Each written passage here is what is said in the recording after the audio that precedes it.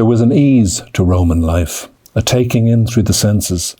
The very name of the city a metaphor for patience, the place that wasn't built in a day.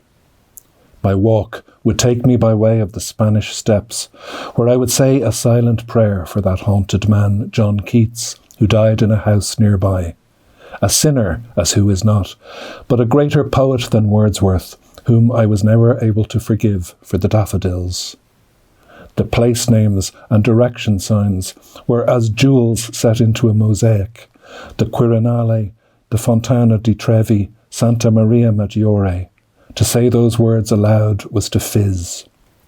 To walk the Via Cola de Rienzo, or the aisles of the Mercato Rionale, the great beauty and profusion of the produce, the sweet prosciutti and bursting cheeses, the intense sensuousness of any place in Italy where food is bought or sold.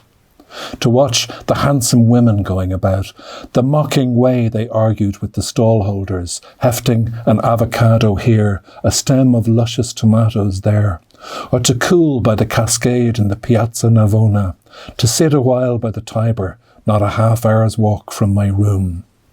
Ardent lovers, hand in hand, glitter-eyed and gesturing, alive in the radiance of their need for one another. Or the youths, full of peaceful silences, as Italians against expectation can be, staring contentedly into a fountain.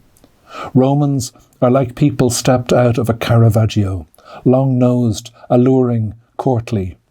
The street singers, the vagabonds, the bawling men arguing. A painful difficulty about happiness is that we so rarely notice its arrival. In Rome, we would soon know it was gone. In those days, for a couple of coins, one could attend the opera on weekday afternoons to watch rehearsal. It was something that gave me immense pleasure. I liked seeing the young music students, their attentiveness and seriousness. We are all drawn to those skills that we do not ourselves possess. And I found it fascinating to hear, but also to see the orchestra.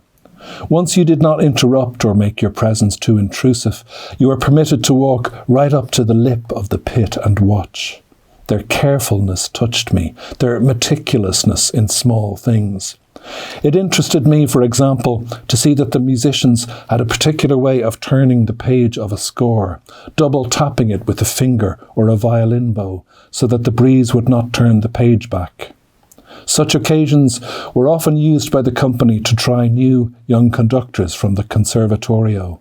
Their role enthralled me in a particular way. What is the conductor doing? I had little idea.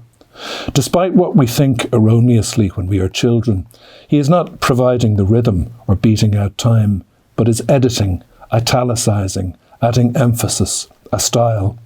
His version of the piece will not be the same as anyone else's on this earth, though both orchestras are playing from identical sheet music. For that reason, his knowledge of the score must be total, more even than the composer's. Is there any more difficult calling?